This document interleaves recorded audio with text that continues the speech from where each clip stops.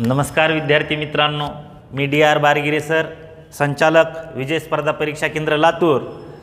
तुमचं विजय स्पर्धा परीक्षा केंद्र लातूर या यूट्यूब चॅनलमध्ये सहर्ष स्वागत करतो.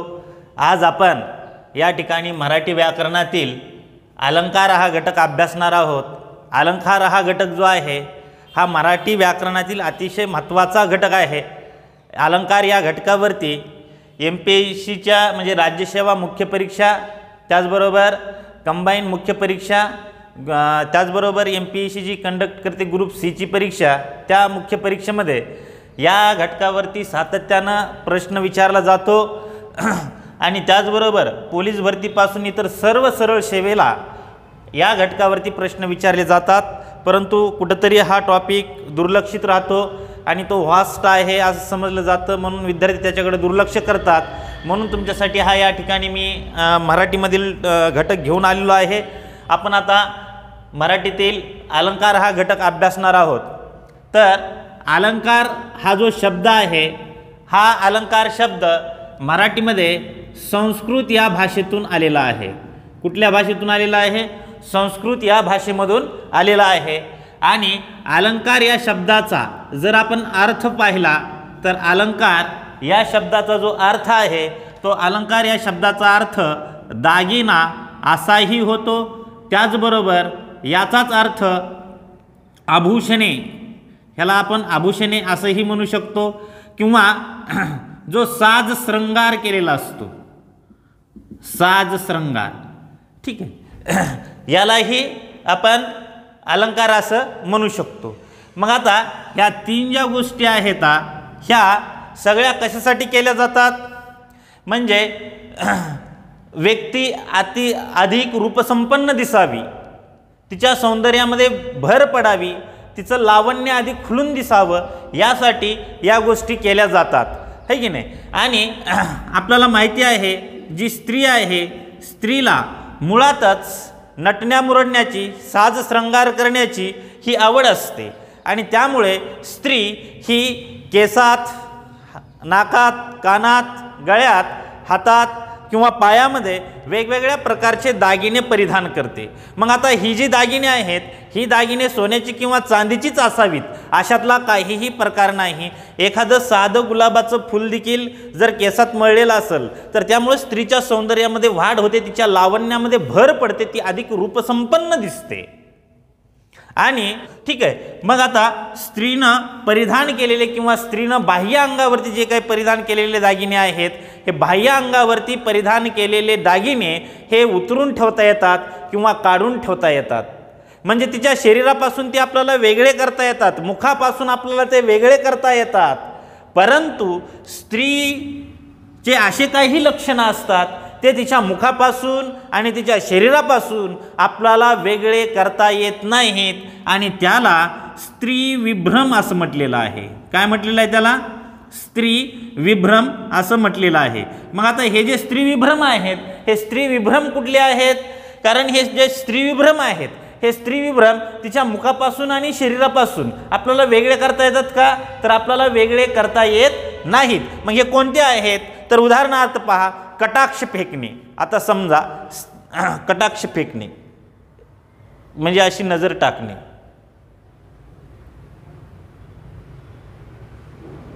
याला काय म्हणतो आपण? कटाक्ष फेकणे. कटाक्ष फेकणे असेल, नाक मुरडणे असेल. आता स्त्री नाक मुरडते, नाक मुरडणे म्हणजे काय? असं करणे, ठीक आहे. तर हे नाक मुरडणं असेल किंवा स्मित हास्य असेल, त्याचबरोबर मुरका मारणं असेल. आता ह्या ज्या गोष्टी आहेत हे तिच्या मुखापासून किंवा शरीरापासून आपल्याला वेगळ्या करता येत नाहीत. आता स्त्रीनं कटाक्ष फेकला तर तो तिच्या मुखापासून किंवा शरीरापासून आपण कसा वेगळा करणार आहोत? तिने स्मित हास्य केलं तर तिच्या शरीरापासून आपल्याला वेगळा करता येत नाही, मुखापासून आपल्याला तो वेगळा करता येत नाही. आणि यामुळं काय होत असतं की स्त्रीचं जे सौंदर्य आहे हे अधिक खुलून दिसतं, किंवा तिच्या हृदयातले जे भाव आहेत ते आपल्यापर्यंत अधिक प्रभावीपणे पोहोचतात. आणि मग हे जे स्त्री विभ्रम आहेत, हे स्त्री विभ्रम तिच्या मुखापासून किंवा शरीरापासून आपल्याला वेगळे करता येत नाहीत. मग हे स्त्री विभ्रम कोणकोणते आहेत? कटाक्ष फेकणं असेल, नाक मुरडणं असेल, मुरका मारणं असेल किंवा स्मित हास्य करणं असेल, हे तिच्या मुखापासून आपल्याला वेगळे करता येत नाहीत. मग भाषा जी आहे ही भाषा स्त्रीलिंगीच आहे. भाषा कशी आहे? स्त्रीलिंगीच आहे. मग भाषेशी देखील हे जे अलंकार आहेत, भाषेशी अलंकार हे एकरूप झालेले असतात. ते भाषेपासून आपल्याला वेगळे करता येत नाहीत आणि त्यामुळे ह्या अलंकाराला, ठीक आहे, भाषेपासून अलंकार वेगळे करता येत नाहीत, ते एकरूप आहेत. म्हणून अलंकारास रा स्त्री जोग यांनी काव्य विभ्रम असं म्हटलेलं आहे. काय म्हटलेलं आहे? तर काव्य विभ्रम असं म्हटलेलं आहे. मग आपल्याला परीक्षेमध्ये प्रश्न विचारला जाऊ शकतो की अलंकारास काव्य विभ्रम असं कोणी म्हटलेलं आहे? तर रा श्री जोग यांनी अलंकाराला काव्य विभ्रम असं म्हटलेलं आहे. हा प्रश्न परीक्षेमध्ये आपल्याला विचारला जाऊ शकतो. आता आपण या ठिकाणी साधारणतः अलंकाराबद्दल माहिती पाहत आहोत.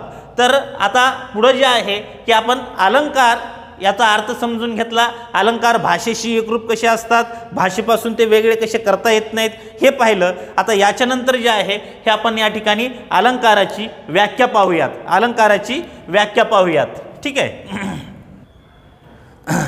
आता आपण या ठिकाणी अलंकाराची व्याख्या पाहणार आहोत, ठीक आहे. यावरून आपल्याला अलंकार म्हणजे काय ते आणखी नीट व्यवस्थितपणे समजून येईल. पहा,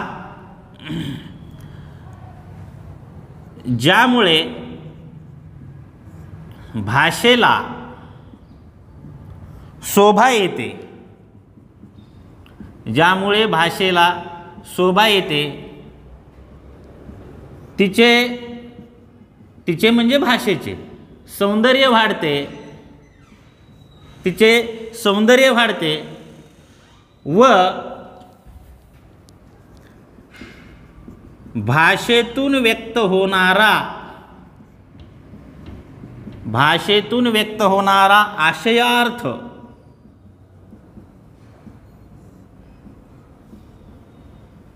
अधिक प्रभावीपणे व्यक्त होतो. अशा चित्तवेधक शब्दरचनेला अलंकार म्हणतात.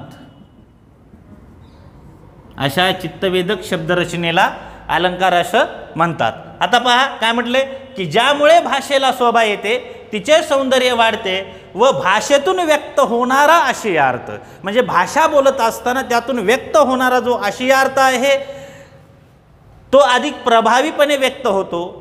आणि अशा चित्तवेधक शब्दरचनेला काय म्हणायचं? अलंकार असं म्हणायचं. म्हणजे सोप्या भाषेमध्ये जर म्हटलं तर पहा, आपण असं म्हणूया की ज्याच्यामुळे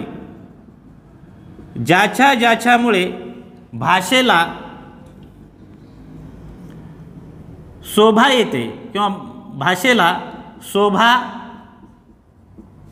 येते अशा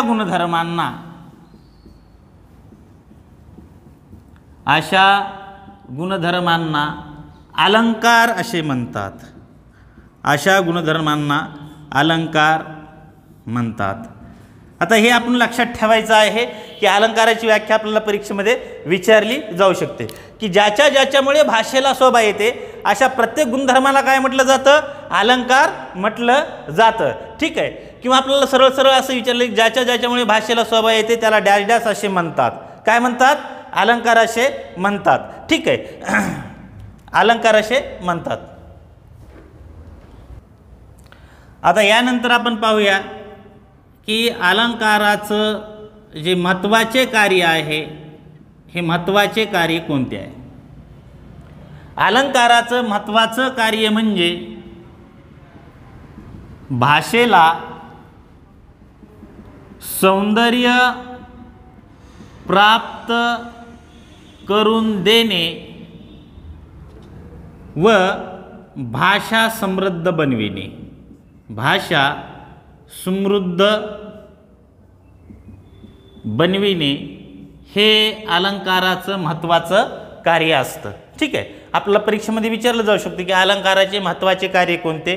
तर भाषेला सौंदर्य प्राप्त करून देणे किंवा भाषा समृद्ध बनविणे हे अलंकाराचं महत्त्वाचं कार्य आहे, ठीक आहे. आता यानंतर आपल्याला जे आहे अलंकाराचे वैशिष्ट्य पाहायचे आहेत की अलंकाराचे वैशिष्ट्ये काय काय आहेत हे आता आपल्याला या ठिकाणी पाहायचं आहे. ठीक आहे.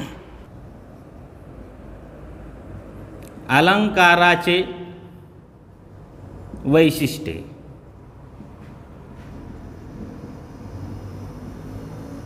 आता या सगळ्या ज्या गोष्टी आहेत ते तुम्हाला मी याच्यासाठी सांगतो आहे की राज्यसेवा मुख्य परीक्षेपासून पोलीस भरतीपर्यंत कसा जरी प्रश्न अलंकारावरती जर विचारला गेला तर तुमचा तो चुकू नये.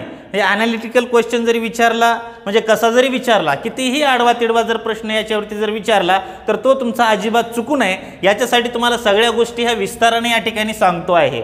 ठीक आहे. तर अलंकाराचं जे वैशिष्ट्य आहे, अलंकाराचं पहिलं वैशिष्ट्य आहे की ते म्हणजे अलंकारामुळे भाषेला शोभा येते. अलंकारामुळे भाषेला शोभा येते हे अलंकाराचं पहिलं वैशिष्ट्य आपल्याला या ठिकाणी सांगता येईल. त्यानंतर अलंकाराचं जे दुसरं वैशिष्ट्य आहे ते अलंकाराचं दुसरं वैशिष्ट्य म्हणजे अलंकार हे भाषेचे बाह्य घटक नसतात. अलंकार भाषेचे बाह्य घटक नसतात. मुद्दा समजून घ्या. आता बाह्य घटक नसतात याचा अर्थ काय? ते भाषेशी एकरूप झालेले असतात. म्हणजेच अलंकार हे भाषेपासून आपल्याला वेगळे करता येत नाहीत म्हणून ते बाह्य घटक नसतात. ते भाषेशी एकरूप झालेले असतात म्हणून ते भाषेचे बाह्य घटक नसतात. आपल्याला परीक्षेमध्ये विचारलं जाऊ शकतो अलंकाराचं वैशिष्ट्य. अलंकार हे भाषेचे बाह्य घटक असतात असं जर आलं तर ते काय होईल? चुकीचं. ठीक आहे. मग अलंकार हे भाषेचे बाह्य घटक नसतात. ठीक आहे.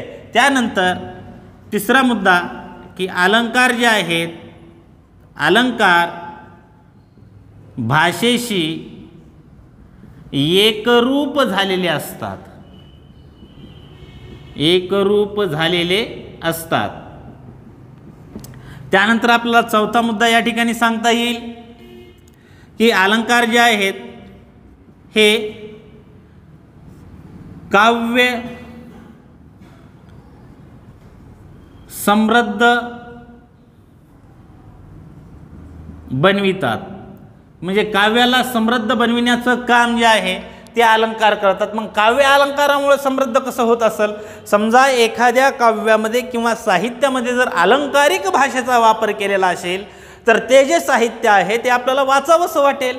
आणि मग ज्या भाषेमध्ये लिहिलेलं आहे ती भाषा जर आपण वाचली तर त्या भाषेचा प्रसार होईल.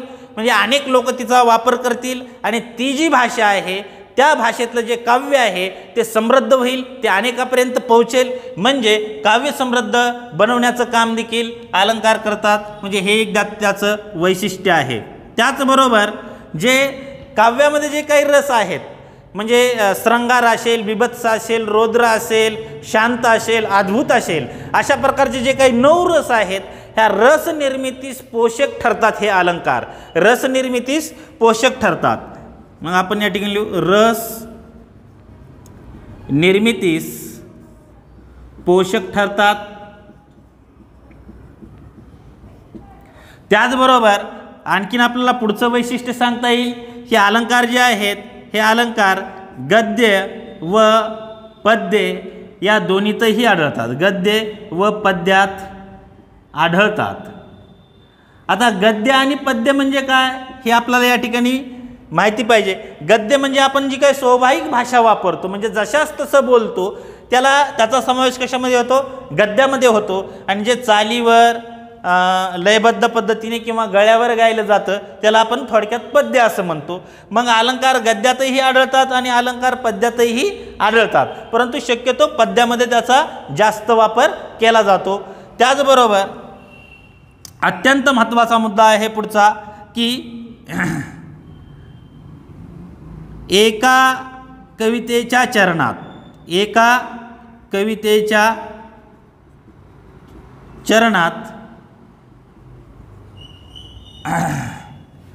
किंवा कडव्यात एकापेक्षा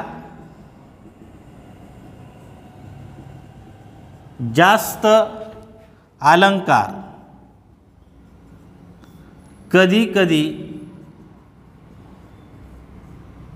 दिसून येतात।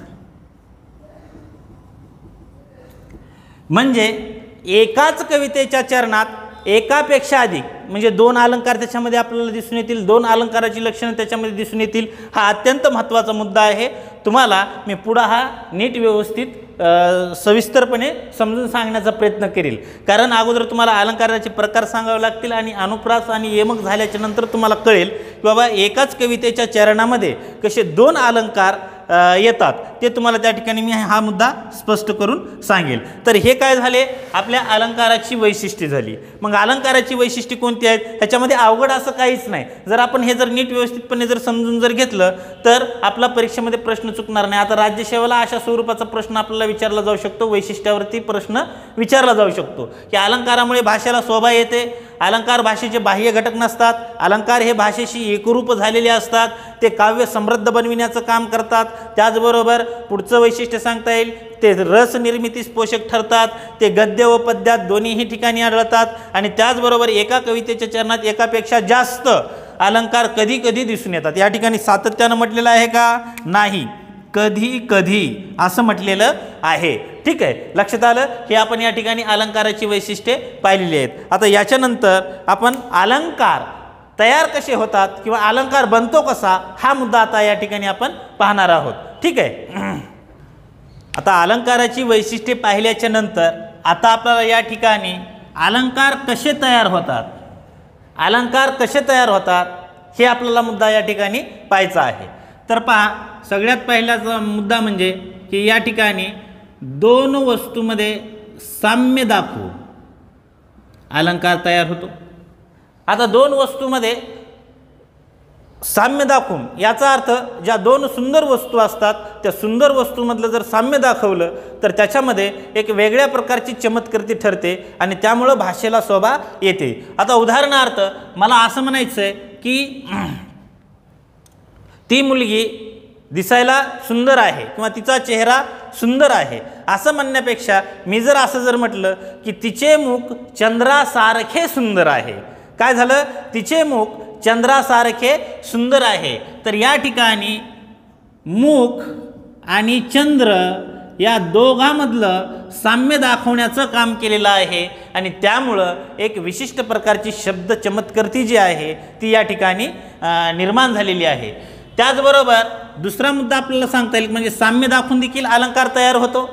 त्यानंतर विरोध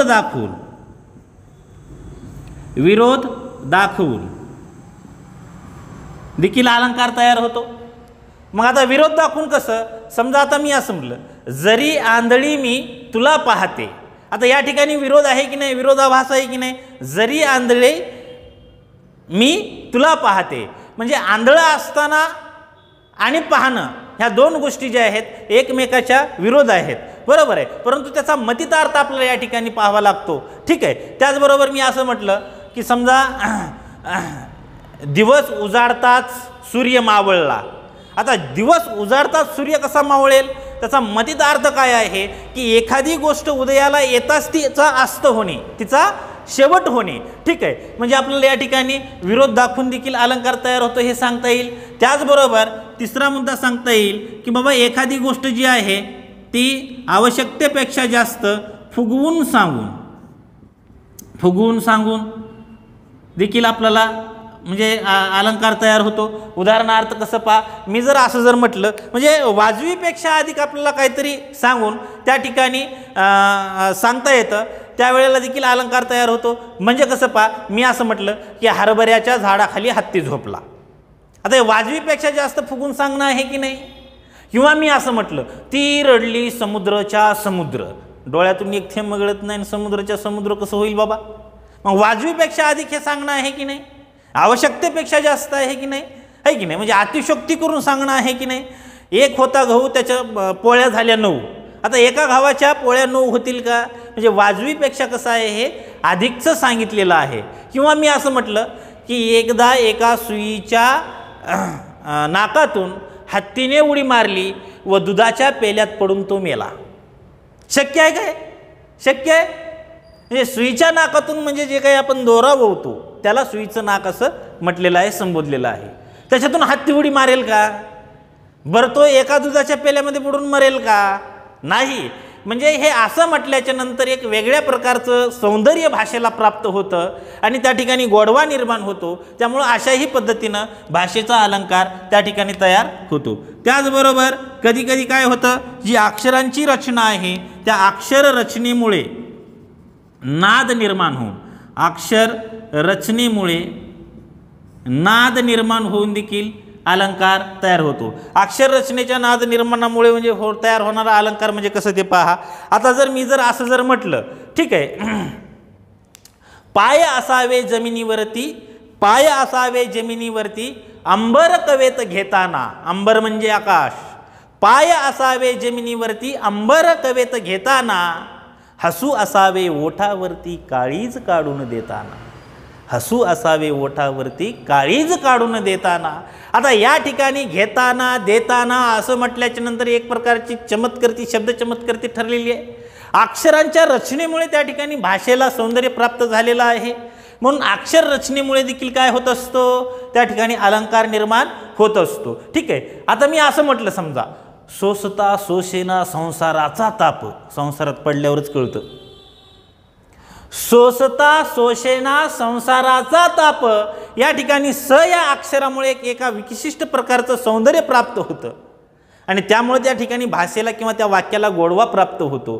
ठीक आहे. आणि त्यामुळे अलंकार तयार होतो. आता हे कशामुळे तयार होतो अलंकार? अक्षराच्या रचनेमुळे तयार होतोय. ठीक आहे. त्यानंतर मी असं म्हणलं, ठुमकत ठुमकत चालणाऱ्या त्या तरुणीने माझ्या हृदयात ठसा उमटविला. आता या ठिकाणी ठ या अक्षराची पुनरावृत्ती होती आहे. ठीक आहे. आणि त्यामुळं एक वेगळ्या प्रकारची लय त्या ठिकाणी निर्माण होत आहे आणि त्यामुळे देखील काय होतं, तो गोडवा निर्माण होतो. त्यानंतर मी असं म्हणलं, पोटासाठी पसा पाहिजे नको पिकाया पोळी, असं म्हटल्याच्या नंतर एक विशिष्ट प्रकारचं सौंदर्य त्या ठिकाणी प्राप्त होतं आणि अशा पद्धतीनं अलंकार तयार होतो. तो कशामुळे? तर अक्षरांच्या रचनेमुळे तयार होतो. आणि त्यानंतर आपल्याला मुद्दा पुढचा सांगितता येईल की शब्दाच्या अर्थामुळे, शब्दाच्या अर्थामुळे देखील अलंकार तयार होतो. आता कसा शब्दाच्या अर्थामुळे अलंकार तयार होतो ते पहा. मी आता या ठिकाणी असं म्हटलं, पहा, अहो मामाजी, अहो मामाजी तुम्ही थापा छान मारता, तुम्ही थापा छान मारता. आता थापा हा जो शब्द आहे या शब्दांना विशिष्ट प्रकारचा एक अर्थ त्या ठिकाणी निर्माण झालेला आहे किंवा भाषेला गोडवा प्राप्त झालेला आहे. तो कसा पहा. आता थापा या शब्दाचे जे आहेत दोन अर्थ आहेत बघा. मग आता या ठिकाणी थापा म्हणजे काय, तर लबाड बोलणे, लबाड गोष्ट सांगणे. आता आपण म्हणतो ना सर, एक पहिले थापा मारू नको, लय थापा मारू नको म्हणजे खोटं बोलू नको. बरोबर आहे, लक्षात आलं. आणि अहो मामाजी तुम्ही थापा छान मारता, तुम्ही थापा छान मारता म्हणजे काय, समजा मृदुंगावर मारलेली थाप असेल, मग त्या थापा असतील, त्या थापा तुम्ही छान मारता. किंवा थापडा असं देखील आपण त्याला म्हणू, थापडा, थापड. ठीक आहे.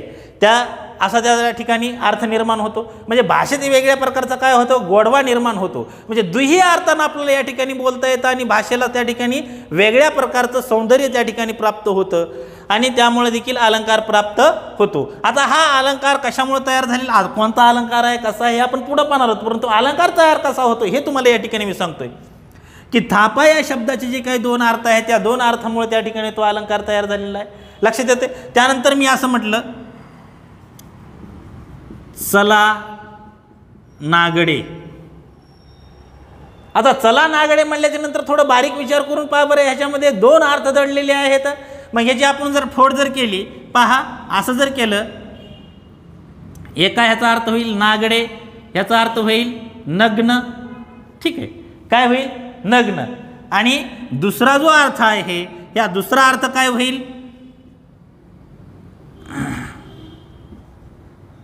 ना गडे. चला नागडे, चला नागडे म्हणजे काय, चला सोबत जाऊयात, निघा आता सोबत जाऊयात. प्रिय लोकांनो चला ना गडे म्हणजे सोबत जाऊयात असा त्याचा त्या ठिकाणी अर्थ होतो. म्हणजे या ठिकाणी कशामुळे हा अलंकार तयार झालेला आहे किंवा कशामुळे ती या ठिकाणी शब्द चमत्कृती तयार झालेली आहे, तर शब्दाच्या अर्थामुळे त्या ठिकाणी शब्द चमत्कृती तयार झालेली आहे. तर अशा अनेक प्रकारे भाषेचे अलंकार तयार होतात आणि यावरून मग मराठी भाषेच्या अलंकाराचे मुख्य 2 प्रकार पडलेले आहेत. किती प्रकार पडलेले आहेत? 2 प्रकार पडलेले आहेत. ते आता मुख्य 2 प्रकार कोणते पडलेले आहेत ते आता आपण या ठिकाणी पाहूयात.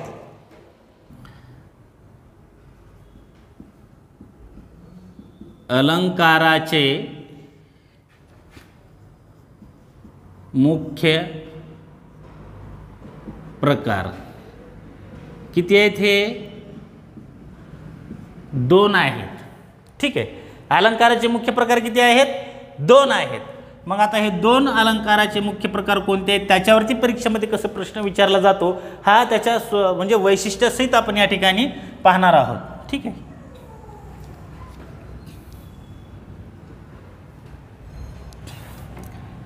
एक आहे शब्द अलंकार,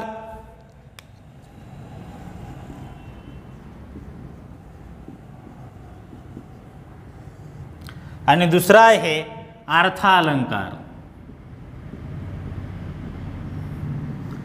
आता परीक्षेमध्ये सरळ सरळ आपल्याला प्रश्न विचारला जाईल की अलंकाराचे मुख्य प्रकार किती, तर अलंकाराचे मुख्य प्रकार किती आहेत? मग 2 आहेत. आणि कोणते कोणते आहेत 2? एक आहे शब्द अलंकार आणि दुसरा आहे अर्थ अलंकार. ठीक आहे. मग आता आपल्याला सरळ सरळ असं विचारलं जाऊ शकतं बरं का, पुढीलपैकी अलंकाराच्या मुख्य प्रकारामध्ये कोणाचा समावेश होत नाही.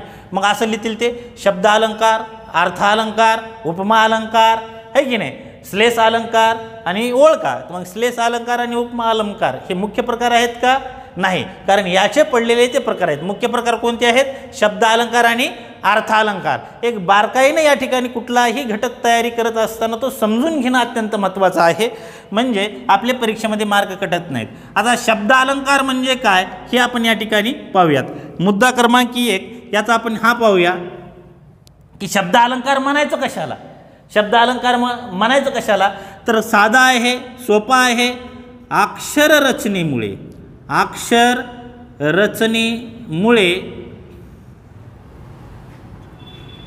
भाषेला सौंदर्य प्राप्त झाल्यास, अक्षर रचनेमुळे भाषेला सौंदर्य प्राप्त झाल्यास शब्द अलंकार होतो. शब्द अलंकार होतो. शब्द अलंकार केव्हा होतो? मग ज्यावेळेला अक्षर रचनेमुळे भाषेला सौंदर्य प्राप्त होते. आता खरं तर काय माहिती आहे का, अक्षर रचनेमुळे नाद निर्माण होतो आणि त्या नादातून भाषेला सौंदर्य प्राप्त होतं, तेव्हा हा शब्द अलंकार होत असतो. आता मुद्दा क्रमांक 2 पहा की वापरलेल्या म्हणजे भाषेत वापरलेल्या बरं का, वापरलेल्या शब्दातील अक्षरे किंवा स्वरासहित व्यंजन समूहावर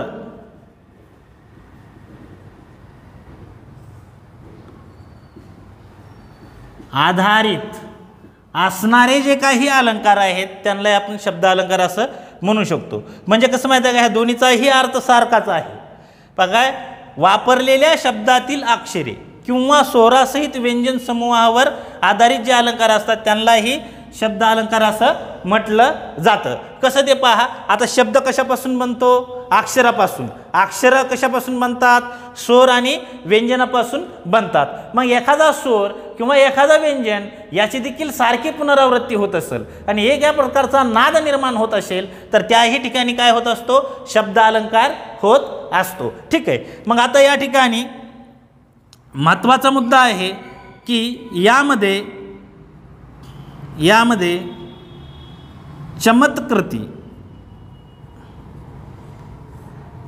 ही वर्णाच्या उच्चारापुरती मर्यादित असते. वर्णाच्या उच्चारापुरती पुरती मर्यादित असते, वर्णाच्या उच्चारापुरती मर्यादित असते। याचा अर्थ काय की या ठिकाणी अर्थाचा कुठलाही संबंध नसतो, म्हणजे वर्णाच्या उच्चारामुळेच एक प्रकारचा नाद निर्माण होतो आणि त्या नादामुळे सौंदर्य प्राप्त होतं, तिथं अर्थाचा काहीही संबंध नसतो। मग आता या ठिकाणी चमत्कृती ही कशावर आधारित असते, कुठपर्यंत मर्यादित असते, तर वर्णाच्या उच्चारापुरती ती मर्यादित असते, वर्णाच्या उच्चारापुरती मर्यादित असते। विषय लक्षात येतो।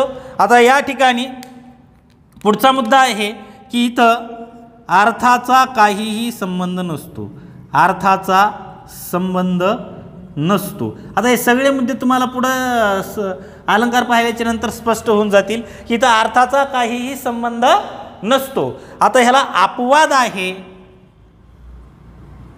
तो म्हणजे श्लेष अलंकाराचा, ती इथं लिहून टाकतो बरं का। अपवाद कशाचा आहे, श्लेष अलंकाराचा आहे, कारण श्लेष अलंकारामध्ये अर्थाचा संबंध येत असतो आणि श्लेष अलंकार जो आहे शब्द अलंकाराचाच तो एक प्रकार आहे। तर या ठिकाणी हे मुद्दे तुम्ही नीट व्यवस्थितपणे लक्षात ठेवा, कारण आपल्याला परीक्षेमध्ये असं विचारलं जातं। काय अक्षर रचनेवर आधारित जे अलंकार असतात त्यांना काय म्हणायचं, शब्द अलंकार म्हणायचं, किंवा शब्दातील अक्षरे किंवा स्वरासहित व्यंजन समूहावरती जे काही अलंकार अवलंबून असतात, आधारित असतात, त्यांना कोणते अलंकार म्हणायचं, शब्द अलंकार असं म्हणायचं। मग शब्द अलंकारामध्ये जी वर्णाची म्हणजे शब्द यामध्ये चमत्कृती ही कुठपर्यंत मर्यादित असते, तर वर्णाच्या उच्चारापुरती। याचा अर्थ असा आहे की तो वर्ण उच्चारला आणि वर्णामुळे गोडवा निर्माण झाला, विषय संपला, त्या ठिकाणी अलंकार तयार झाला, तिथे अर्थाचा संबंध नाही। उदाहरणार्थ मी असं या ठिकाणी म्हटलं की पोटासाठी पसा पाहिजे नको पिका या पोळी, है की नाही, किंवा असं म्हटलं की आपलं काकीने काकाच्या कपाटातील कागदे कात्रीने करा कापली। या ठिकाणी फक्त एका वर्णाची पुनरावृत्ती त्या ठिकाणी लक्षात घेतली जाते आणि त्याचमुळे त्या ठिकाणी काय होत असतो, नाद निर्माण होत असतो। तिथं अर्थाचा संबंध आहे का, अर्थाचा संबंध नाही, ठीक आहे। म्हणून या ठिकाणी इथं अर्थाचा संबंध नसतो, परंतु अपवाद कशाचा आहे, तर श्लेष अलंकाराचा आहे। आता आपण या ठिकाणी शब्द अलंकार कशाला म्हणायचं ते पाहिलेलं आहे, ठीक आहे। आता अर्थ अलंकार कशाला म्हणायचं, अर्थ अलंकार कशाला म्हणायचं, तर पहा, जे अलंकार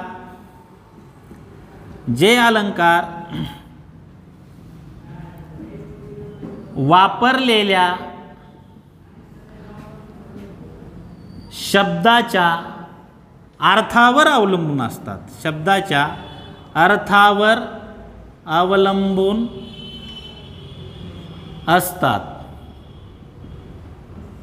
आता पुढे लिहित नाही, त्यांना काय म्हणतात, अर्थ अलंकार असे म्हणतात, त्यांना काय म्हणतात, अर्थ अलंकार असे म्हणतात। म्हणजे या ठिकाणी सगळ्यात महत्त्वाचं काय आहे की त्या शब्दाचा जो अर्थ आहे तो शब्दाचा अर्थ महत्त्वाचा आहे, आणि इथं काय महत्त्वाचं आहे, तर इथं अक्षर रचना महत्त्वाची आहे। लक्षात आलं, अक्षर रचनेवर आधारित असतील तर काय म्हणायचं, शब्द अलंकार म्हणायचं, आणि अर्थावर अवलंबून असतील तर त्यांना काय म्हणायचं, अर्थ अलंकार म्हणायचं। त्याच्या नावातच या ठिकाणी समाविष्ट आहे पहा, म्हणजे अर्थ अलंकार म्हणजे शब्दाच्या अर्थावर अवलंबून असलेले अलंकार, ठीक आहे। आता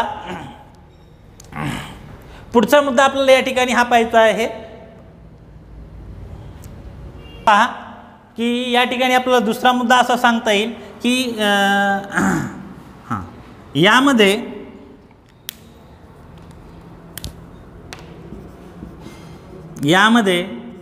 जी शब्द चमत्कृती आहे ही अर्थनिष्ठ असते,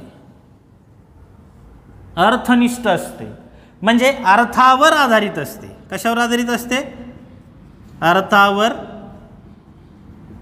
आधारित असते ही शब्द चमत्कृती, अर्थनिष्ठ असते। आणि इथं वर्णावर आधारित असते, म्हणजे वर्णाच्या उच्चारापुरती ती मर्यादित असते, आणि इथं अर्थावर अवलंबून असते, ठीक आहे। तर अशा पद्धतीने अर्थ अलंकार आणि शब्द अलंकार या दोन अलंकारामध्ये फरक असतो। आता आणखीन एक महत्त्वाचा म्हणजे मुद्दा असा आपल्याला या ठिकाणी सांगता येईल की अर्थ अलंकाराच्या बाबतीमध्ये की जे अर्थ अलंकार आहेत हे अर्थ अलंकार पहा, आता हे लिहित नाही मी इथं, ते समजून घ्या तुम्ही। जे अर्थ अलंकार आहेत हे अर्थालंकार एक तर दोन सुंदर वस्तूमध्ये साम्य दाखवून त्या ठिकाणी सांगितले जातात किंवा दोन वस्तूमधला विरोधाभास करून त्या ठिकाणी सांगितले जातात, हेही त्याच्यामधलं एखादं आपलं एक प्रकारचं वैशिष्ट्य आहे. ठीक आहे, लक्षात आलं. तर आता आपण या ठिकाणी जे शब्द अलंकार आहेत या शब्द अलंकाराचे प्रकार पाहणार आहोत. ठीक आहे, आणि त्यानंतर अर्थ अलंकाराचे प्रकार पाहणार आहोत. अर्थ अलंकाराचे एकूण आपल्याला 22 प्रकार पाहायचे आहेत आणि शब्द अलंकाराचे एकूण 3 प्रकार पाहायचे आहेत. ठीक आहे, म्हणजे याच्या पलीकडे तुम्हाला परीक्षेमध्ये प्रश्न विचारला जाणार नाही आणि एका अलंकारावरचे होता होईल तेवढे जास्तीत जास्त उदाहरणं या ठिकाणी तुम्हाला देण्याचा प्रयत्न करेल. फक्त तुम्ही व्हिडिओ जो आहे हा कंटिन्यू पाहत चला. ठीक आहे, पाहता शब्दालंकार आणि अर्थ अलंकार म्हणजे काय ते आपण या ठिकाणी पाहिलेलं आहे. आता आपण शब्द अलंकार पाहूया. शब्द अलंकाराचे प्रकार काय पाहिजे आपल्याला? शब्द अलंकाराचे प्रकार. ठीक आहे, तर या शब्द अलंकाराचे एकूण 3 प्रकार आहेत. किती प्रकार आहेत? 3 प्रकार आहेत. शब्द अलंकाराचे प्रकार किती आहेत? तर 3 आहेत. आपल्याला सरळ प्रश्न परीक्षेमध्ये विचारला जातो की शब्द अलंकाराचे प्रकार किती, तर शब्द अलंकाराचे प्रकार किती सांगाल मग? 3 हे शब्द अलंकाराचे प्रकार आहेत. मग शब्द अलंकारामध्ये कोणते 3 अलंकार येतात ते आता या ठिकाणी तुम्हाला सांगतो. पहा, अनुप्रास अलंकार. अनुप्रास अलंकार किती सोपं आहे, फक्त क्रमानं सुटसुटीतपणे आपल्याला या ठिकाणी ते अभ्यासता आलं पाहिजे. अनुप्रास अलंकार, दुसरा आहे यमक अलंकार आणि तिसरा आहे श्लेष अलंकार. आता प्रश्न कसा परीक्षेमध्ये पडला जातो ते पहा. सरळ परीक्षेमध्ये असा प्रश्न विचारला जातो की पुढीलपैकी कोणता शब्द अलंकारामध्ये येत नाही, कोणता अलंकार शब्द अलंकारामध्ये येत नाही. मग आता हे 3च जर असतील तर बाकी कुठलाही चौथा टाकला तो शब्द अलंकारामध्ये येईल का हो? मग आता पहा, शब्द अलंकारात किती आहेत? 3 आहेत. एक अनुप्रास आहे, दुसरा यमक आहे, तिसरा श्लेष आहे. आता प्रश्न याच्यावरती कसा पडतो ते तुम्हाला मी या ठिकाणी सांगतोय की पुढीलपैकी कोणता अलंकार शब्द अलंकारात येत नाही किंवा पुढीलपैकी शब्द अलंकाराचा कोणता प्रकार नाही असं आपल्याला या ठिकाणी विचारलं जातो. मग इथं तुम्हाला उपमा देतील, त्यानंतर अतिशयोक्ती देतील, त्यानंतर उत्प्रेक्षा देतील, असं काही देतील. मग तो होईल का शब्द अलंकाराचा प्रकार? नाही, ते अर्थालंकाराचे प्रकार आहेत. ठीक आहे, आणखीन एक महत्त्वाचा मुद्दा, याच्यावरच कसा प्रश्न विचारला जातो ते पहा. यांचे प्रकार, यांची लक्षणं सांगण्याच्या अगोदर हे देखील आपलं सुटलं नाही पाहिजे, कारण या देखील घटकावरती परीक्षेमध्ये प्रश्न बनत असतो. ठीक आहे, विचारले गेलेले आहेत म्हणून तर ते सांगतोय. ठीक आहे, हा जो श्लेष अलंकार आहे या श्लेष अलंकाराला आणखीन एक आपण म्हणू शकतो या ठिकाणी उभय अलंकार. महत्वाचं आहे बरं का, ह्याला काय म्हणायचं? उभय अलंकार. आता याला उभय अलंकार का म्हणायचं तर त्याचं कारण समजून घ्या. कारण शब्द अलंकारामध्ये याचा समावेश होतो, म्हणजे हा शब्द अलंकारही आहे आणि हाच अर्थालंकारही आहे.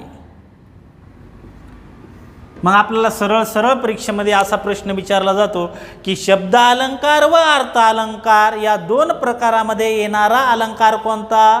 तर तो आहे श्लेष अलंकार. हा काय येतो काय नाही ह्याची वेळ आल्याच्या नंतर मी तुम्हाला निश्चितपणानं सांगतो. लक्षात येतंय? कारण आता त्याच्यामध्ये वेळ जाईल. मग आता शब्द अलंकार आणि अर्थ अलंकार या दोन्हीमध्येही येतो म्हणून त्याला काय म्हणतो आपण? उभय अलंकार. शब्द अलंकारातही आणि अर्थ अलंकारातही या दोन्हीतही येतो म्हणून हा कोणता झाला? उभय अलंकार. ठीक आहे, मग श्लेष हा अलंकार कसा आहे? शब्द अलंकारही आहे आणि अर्थ अलंकारही आहे. हे अत्यंत महत्त्वाचं आहे, त्याच्यावरती परीक्षेमध्ये प्रश्न आपल्याला विचारला जाऊ शकतो. आता शब्द अलंकाराच्या 3 प्रकारापैकी पहिला जो प्रकार आहे तो म्हणजे अनुप्रास अलंकार. कोणता आहे? अनुप्रास अलंकार. तर तो आता अनुप्रास अलंकार आपण या ठिकाणी पाहूयात. ठीक आहे, आता आपल्याला शब्द अलंकारामधील पहिला अलंकार पाहायचा आहे तो म्हणजे अनुप्रास अलंकार. आता याचं लक्षणापासून आपण त्या ठिकाणी पाहिजे, म्हणजे याच्यावरती कसा जरी प्रश्न तुम्हाला विचारला तर तो प्रश्न तुमचा परीक्षेमध्ये चुकणार नाही. ठीक आहे, मग आता या ठिकाणी सर्वप्रथम अनुप्रास अलंकाराचं जे लक्षण आहे ते अनुप्रास अलंकाराचं कोणतं लक्षण आहे ते अगोदर आपण आता या ठिकाणी पाहूया। आणखीन एक गोष्ट तुम्ही लक्षात ठेवा बरं का, हे जे मी तुम्हाला सांगतोय ते तुम्ही जशास तसं तुमच्या वहीमध्ये लिहून ठेवा।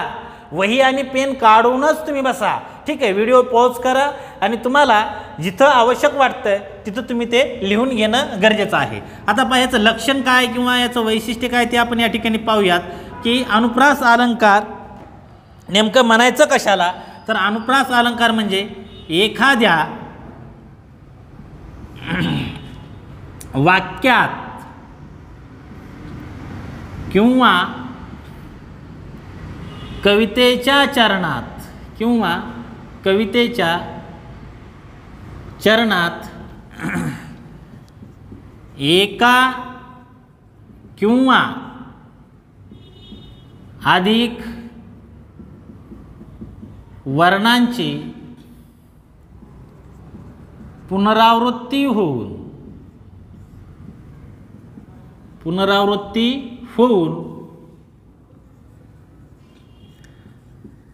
नाद निर्माण होतो व सौंदर्य निर्माण होते, तेव्हा अनुप्रास हा अलंकार तयार होतो, ठीक आहे। म्हणजे अनुप्रास अलंकाराचं लक्षण काय आहे, तर एखाद्या वाक्यात किंवा कवितेच्या चरणात, आता या ठिकाणी हा शब्द महत्त्वाचा, एका किंवा अधिक वर्णाची पुनरावृत्ती होते। काय होत असते, पुनरावृत्ती होत असते। आणि ही एका किंवा अधिक वर्णाची पुनरावृत्ती झाल्यामुळे एका प्रकारचा नाद निर्माण होतो आणि ह्या नादातून सौंदर्य निर्माण होतं आणि अशा पद्धतीनं एक गोडवा निर्माण होऊन आपल्याला ऐकायला सुमधुर असं वाक्य किंवा कवितेचं चरण बनतं, तेव्हा अनुप्रास हा अलंकार होतो। याला तोडायचं कसं, म्हणजे एकाही वर्णाचं या ठिकाणी किंवा एकापेक्षा अधिक वर्णांची देखील पुनरावृत्ती होते। म्हणजे अ ची पुनरावृत्ती होईल किंवा अ ची किंवा ब ची ही पुनरावृत्ती होईल, लक्षात आलं, ठीक आहे। हा मुद्दा या ठिकाणी लक्षात ठेवणं गरजेचं आहे। आता या ठिकाणी आणखीन एक महत्त्वाचं आहे पहा की वर्णाची म्हणजे महत्त्वाचं म्हणून या ठिकाणी तुम्ही लिहून घ्या, कारण यमक आणि हा आपल्याला या ठिकाणी अडचणीचा ठरतो, महत्त्वाचेच आहे बरं का हे, की तर ठराविक ठिकाणी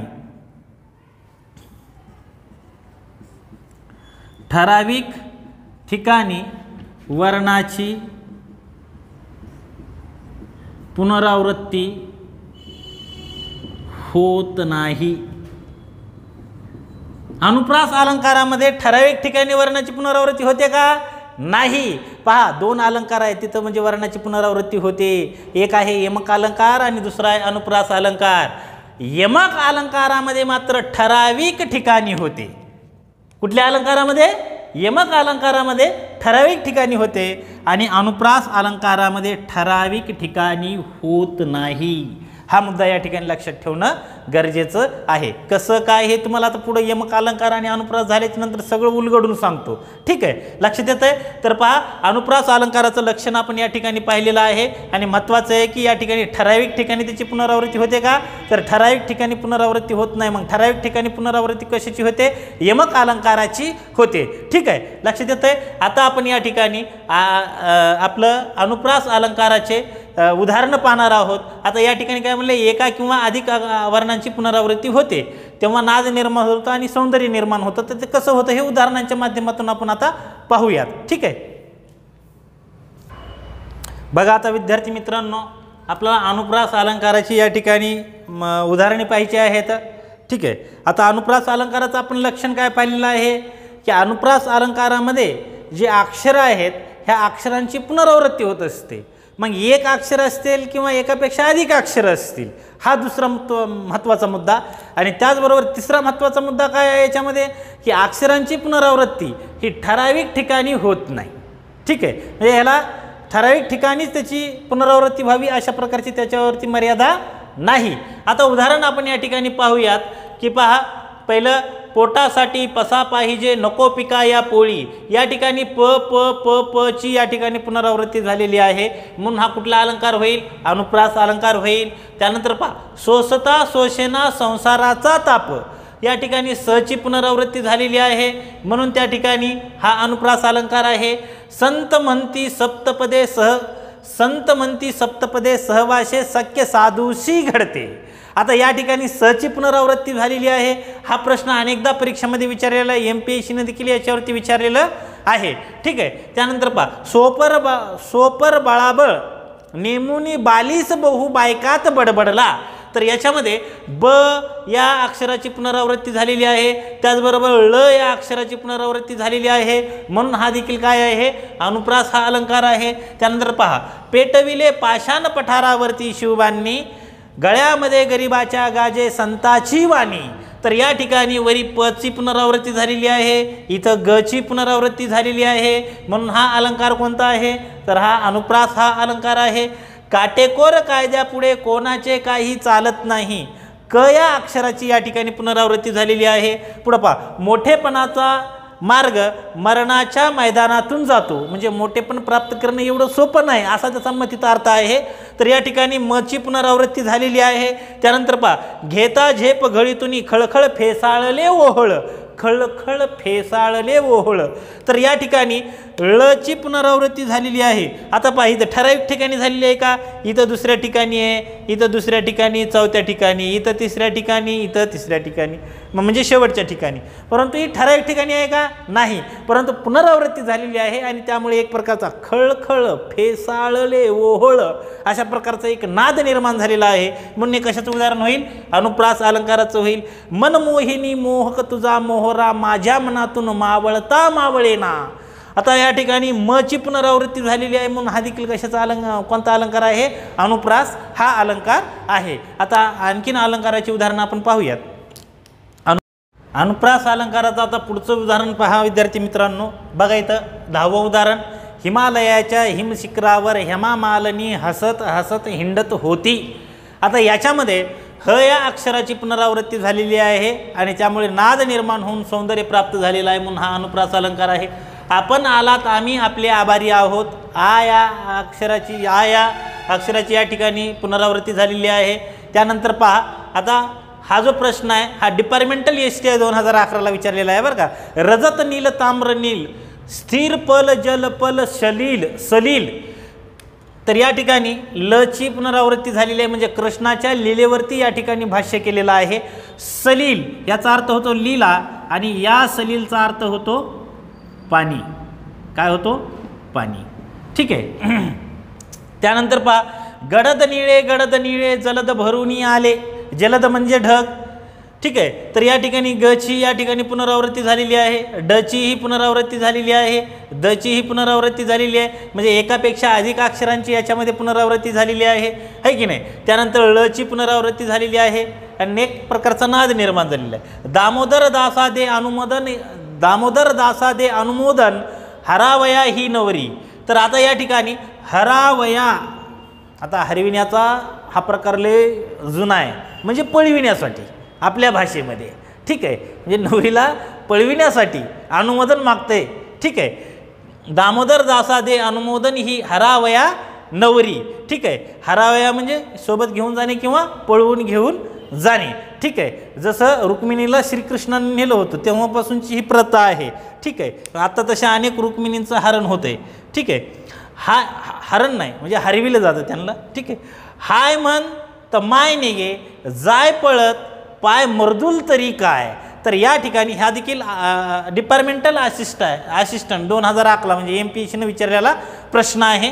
पहा इथं या ठिकाणी येची पुनरावृत्ती झालेली आहे, म्हणून हा अनुप्रास अलंकार आहे. त्यानंतर पहा, हटातटाने पटारंगुनी जटाधरीशी कासिरी मठाची उठाठेव का तरी, म्हणजे भोंदू बाबा जे आहेत ना आपल्या इकडे, म्हणजे आसाराम बाबू असतील किंवा त्याच्यासारखे जे इतर आहेत त्यांच्यासाठी हे असं म्हटलेलं आहे. हटातटाने पटारंगुनी जटाधरीशी कासिरी, म्हणजे सगळं नकली साधू जे आहेत, भोंदू जे बाबा जे आहेत यांनी काय केलं, म्हणजे वेगवेगळ्या प्रकारचे असे मठ टाकून ठेवले आणि एक संताचं सोंग घेतलं. ठीक आहे, संताचं सोंग घेता येत नाही, ते असावं लागतं. ठीक आहे, तर अशा पद्धतीनं आपण अनुप्रास अलंकार या ठिकाणी पाहिलेले आहेत. ठीक आहे, आता पुढच्या भागामध्ये आपण यमक हा अलंकार पाहूयात. ओके, तुम्ही हा भाग पाहिल्यामुळे मी सर्वांचे या ठिकाणी आभार व्यक्त करतो. तुम्ही वेळ दिल्याबद्दल तुमचं मनापासून धन्यवादही व्यक्त करतो. ठीक, विद्यार्थी मित्रांनो, तुम्हाला हा व्हिडिओ आवडला असेल तर नक्कीच याला लाईक करा, शेअर करा आणि सबस्क्राईब करायला मात्र विसरू नका. आणि त्याचबरोबर बाजूला आलेल्या बेल आयकॉनला प्रेस करायचं देखील विसरू नका, जेणेकरून तुम्हाला नवीन व्हिडिओचं नोटिफिकेशन प्राप्त होईल. धन्यवाद.